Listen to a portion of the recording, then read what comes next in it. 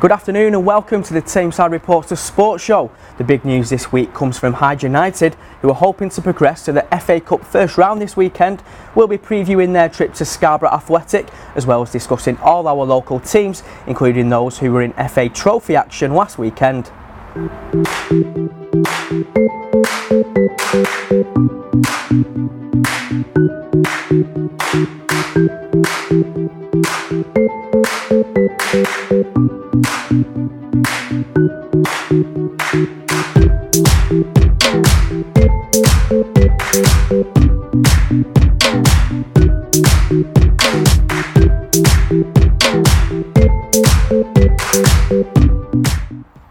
So we'll start this week talking about Hyde United, who are just one step away from the FA Cup first round.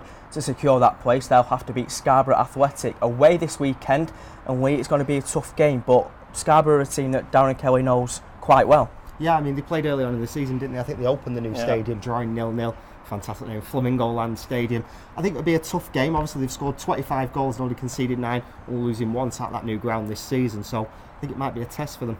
And Mark, Hyde lost to Cleethorpes Town in the FA Trophy last weekend, but won in the week against Radcliffe Borough in the Manchester Premier Cup. Do you fancy the chances this weekend? Yes, certainly. I mean, I thought they played some great passing football on Tuesday, deserved victors on the night, although they did pick up a few injury concerns. Tom Pratt went off injured, and he's been an absolute revelation since joining from Mossley over summer. So if he's not available this weekend, it will be a miss, but hopefully he will be.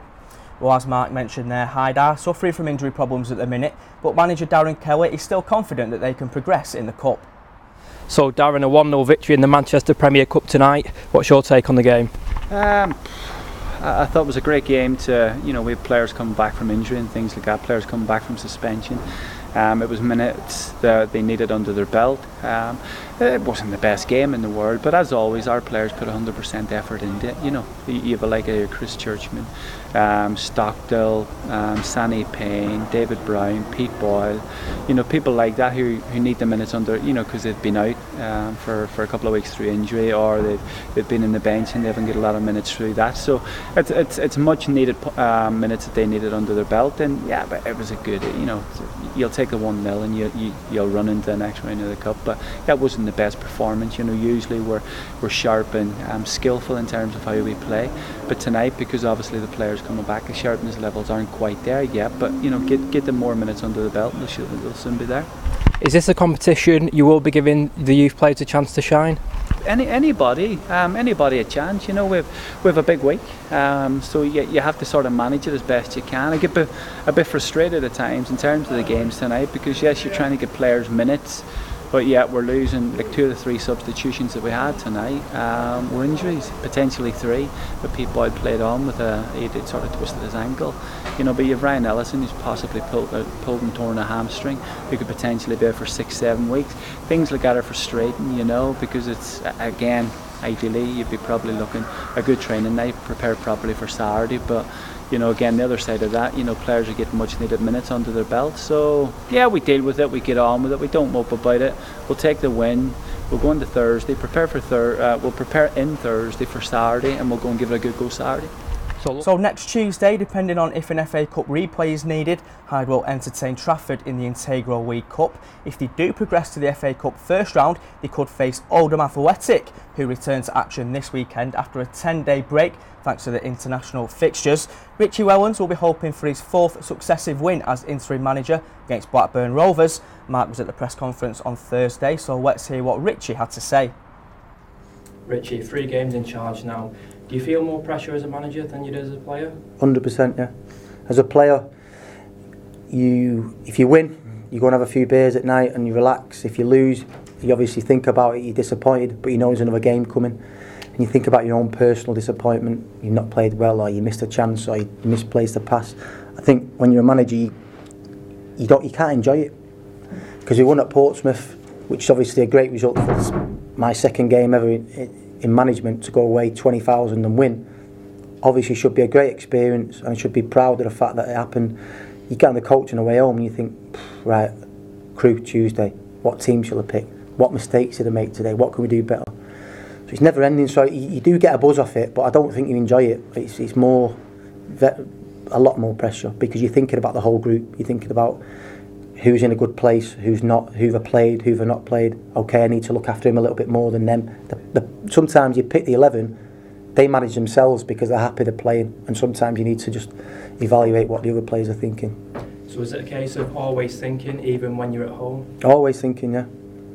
So you've got a big squad, and you mentioned the players then. Have you been impressed with the way they performed so far? I think everyone's been impressed. We've tweaked a few things, and we're going to try and play depending on the opposition. I don't want to be a one-trick pony where we just do one thing all the time. So Blackburn are obviously a good team, pass the ball really well. So we might have to sit in a little bit deeper, counter-attack. That just depends on what way we're going to go. So it's just about covering all angles really. So it gives you 3 or 4 options so you can watch the game and decide on changing your tactics. So guys, we'll have to talk about the rumours that have been swirling this week. It seems like it's up to 2 men for the Oldham manager's job now, Richie Wellens and Paul Scholes. What do we reckon? Do you want me to say this one? Yeah, go for it. I think Paul Scholes is a bit of a publicity stunt. I do. I think every time... Was Clarence Seedorf not enough? Well, I've heard some other information about that, but I think every time that sort of Oldham are looking for a manager, Paul Scholes' name pops up, and I think it always adds about 500 to the crowd at the weekend. So I think Oldham know what they're doing. I also think Scholes is... I've seen some quotes somewhere that he's only been advising them on future managers and things like that. Yeah, there's a few conflicting reports online. As Lee said then, he's been speaking to the owners about an advisory role at the club or something like that. So we don't know what's going on at the moment, although I think if they did manage to pull it off, it'll be a great coup. Although, as we mentioned in previous weeks of the sports show, remember Stockport County, Didier Man, it didn't work out. At all. Just to touch on Seedorf as well, I've heard that he's sort of friends with the investor, and he was just shown around as a courtesy. I don't think he was ever really in frame for the manager's job. But Mark, I think Richie Wellens has shown that he deserves a shot at the job full time, surely. Yeah, 3 wins in 3. You can't ask for much more than that, and especially against the Peterborough side during his first game, who sat second in the table. Going down to Portsmouth is never easy, so to come away from there with a 3 points, another fantastic victory. And then, of course, his most recent victory was at Crewe Alexandra in the Checker Trade Trophy, so things look good at the moment. Well, we'll move on to Curzon Ashton now, who suffered heartbreak last weekend here at the Tameside Stadium against league leaders Harrogate Town. It was 1-1 going into the 87th minute, but Harrogate snatched a winner, and it's a disappointing result for Curzon, but Harrogate have been one of the best teams in the league this season. Yeah, certainly. I don't think it's any disgrace to lose to a Harrogate team at the top of the table, scored the most goals in the league with 37, and let's not forget they're a full-time outfit, which as we know at this level can make all the difference. Takes an immense amount of financial backing, and something that Curzon probably can't match, but to give them a game like they did, I think Curzon can stand tall. Well, they pushed them all the way, didn't they? Yeah. And you can't ask for much more than that, and apparently it was a contentious winner as well. Apparently he was well offside, so unfortunate for Curzon, but if they keep putting in performances like that for the rest of the season, they may well push for a playoff spot. Well, this week Curzon make the long trip to the North East to play Spennymoor Town. And Mark, despite being one of the league's newer teams, Spennymoor will pose a tough task on Saturday. Yeah, they certainly will. Currently 4th in the table, scored 26 goals, so they're a decent side. But we see that quite a lot with these promoted teams. They seem to take momentum from the previous campaign into the new season, so I can see them pushing this season. And the Curzon fans will come across no other than Ryan Hall, who left Curzon over summer to join Spennymoor, so I don't think there'll be any love lost there. Should be an interesting game, but we'll move on to the Evo Stick Premier Division now, where Ashton United secured 2 very important victories this week. The Robins returned from Mickle Sports with a 5-2 victory before claiming a 2-0 victory over second place Warrington Town on Tuesday. Those victories push Ashton into 6th place. They've got a game in hand on the teams above them, so they've responded really well to being knocked out of the Manchester Premier Cup. Well, it's fantastic. Manchester Sam Woodford said they'd respond, and they have. You know, they're up there now, like you said, a game in hand. Warrington have only lost 2 games prior to Tuesday, so they'll have to have quality to compete with the bigger teams. So Ashton played 16th place Stafford Rangers this weekend, but Mark, that league position is a bit misleading. Yeah, they've played 4 games less than most of the other teams in the division, so if they win those games in hand, then they'll be certainly pushing up the right end of the table. But to go to 16th place, you know, you'd be thinking that Ashton should return with the 3 points, especially after 2 fantastic victories. And I think Jody Banning's actually got a fully fit starting 11 again, so that's good to see. Excellent. Well, next Tuesday, Ashton travel to Altrincham in the Integral League Cup first round. So let's talk about Stalybridge Celtic now, who have suffered a mixed week, as they tend to do these days. Steve Burr's side extended their unbeaten run to 4 games last weekend with a 4-1 victory over Matlock Town, but were down 3-1 at Marine on Tuesday. Lee, judging by a few comments online, the players looked tired at Marine on Tuesday. Well, it's interesting, isn't it? Obviously dropping down a division, I assume the budgets are smaller, things like that, so they probably can't afford as many players as they could in the bigger divisions. And certainly some of the players that they brought in, say John Kofi, he's not quite impressed as much as we thought he might have with that experience at the top level. So if they can get extra bodies in, that's always a benefit. I'm sure Steve Burr would love to have more players at his disposal, but it just might not be possible. As we know, football in this country and in these lower divisions is very physically intense, and it takes a real drain on them, and most of these players have got jobs during the day. That's it, yeah. How many of them are working physical jobs? It's not always easy to come and play 90 minutes on a Tuesday night in the freezing cold rain. It's often underappreciated just how hard non-league players work on a football pitch. Like Lee said then, you're working for 9 hours a day at work, then coming straight to football, going to an away game, getting home at 3 in the morning, then up at 6. It's hard graft, so respect to all the non-league players. But looking at Stalybridge's record this season, it's clear to see where the problems lie. They've lost every game away from home this season. Well, that tells its own story, doesn't it? I mean, you've got to pick up points away from home. You can win all your home games, but if you lose all your away games, you're only going to end up in mid-table. And for me, that's not good enough for Stalybridge Celtic, especially with Steve Burr at the helm. And it's another away game this weekend at Grantham Town, who are the league's leading scorers with 35 goals. So could be another tough afternoon. Have we got a prediction?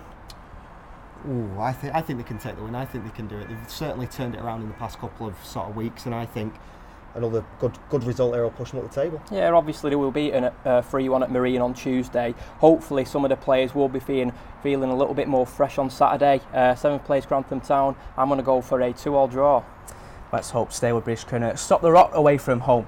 But we'll move on to the Evo Stick First Division North now, where our teams were in FA Trophy action last weekend. Glossop, Mossley and Droylsden have all progressed to the next round, which is excellent news. Glossop beat Tadcaster Albion 2-0, Mossley beat Skelmersdale United 3-1, and Droylsden beat Ossett Albion on penalties in a replay. So Mark, victory for Glossop extends their unbeaten run to 7 games now. They face Radcliffe Borough this weekend in the league, so they must be feeling confident. Yeah, I saw Radcliffe against Hyde in the Manchester Premier Cup on Tuesday. Weren't a great side, managed by John Mackham now, who you'll know all about from his days at Manchester City. He also spent some time at Stockport for a while as well when they were in the conference. So, like I said then, wasn't really impressed with Radcliffe, and I think given Glossop's quality, it'll be an easy 3 points. Well, on Tuesday night, we've got a bit of a local derby in the Integral League Cup first round when Glossop hosts Mossley. We've got a prediction for that one, guys? Oh, I like how Mossley have been playing this year, but I think that unbeaten run for Glossop, they've just got a little bit too much for them, Yep. I certainly think Glossop have been probably our most impressive team in the league over the past month or so I think it's Glossop. Let's not forget though that Mossley knocked Glossop out the FA Cup at the start of the season, so I'm sure Paul Phillips and Steve Halford won't want a repeat performance like that one. Well, that brings us nicely on to the Lily Whites, who also won in the FA Trophy and will meet Lancaster City in the next round. They came from behind in that competition lead to progress, so it's a good display of resilience. Yeah, certainly. It seems like they've taken the league form and sort of into the cup competition. I certainly think the signing of Mike Fish, who we all loved last year, I think he was fantastic. So I think that has been key for them, and that'll sort of inject some of that positivity again around the club. So we're waxing lyrical about Mossley, but they travelled to league leaders Bamber Bridge this weekend, so that's going to be a real test for them. Yeah, certainly. Bamber Bridge flying high at the moment. They always seem to do well in this division, so it will be a tough test for the Lily Whites, but I think with the return of Mike Fish, he's going to be banging in goals for fun this season, and if he can replicate the form that he showed at the start of last season, I think they can get 3 points. Sorry, just on Mossley as well, I saw on Facebook earlier in the week that they had a local goal scorer come through the ranks and score. So that's fantastic. We always talk on this show. We always talk on this show just how much we like the youth teams to sort of progress and have that step forward to the main team. So I think it's fantastic. Well done, Mossley. And just one last thing on Mossley. Last weekend it was obviously non-league day, raising money for Prostate Cancer UK. They raised £198, so congratulations to everyone there. Excellent stuff. Well, last but not least, we'll talk about Droylsden, who, as we mentioned earlier, also booked their place in the next round of the FA Trophy. They did it the hard way on penalties, but a win's a win. Exactly, a win's a win. I'm sure Dave Pace will take that. I don't think he'll mind how they win them. Droylsden have started fantastically in the league. I know they've had a bit of a blip over the past couple of weeks. Yeah. Let's hope they can get back to the winning ways again. Well, they've got a great chance this weekend because they travel to Goole, who seem to be perennial strugglers in this division, Mark. They're struggling again, bottom of the table. were relegated last season but survived thanks to a reprieve, so it looks like they've taken last season's form into the new campaign. As you said then, perennial strugglers. Droylsden really should be returning with 3 points. Hopefully they will. Well, good luck to all our sides in action this weekend, especially Hyde, who we hope can progress to the first round of the FA Cup. That's all we've got time for this week, but don't forget, for a more in-depth roundup of all the sport across the borough, you can tune into the Sporty Spotlight on Tameside Radio tonight at 6 o'clock with Mark and Martin.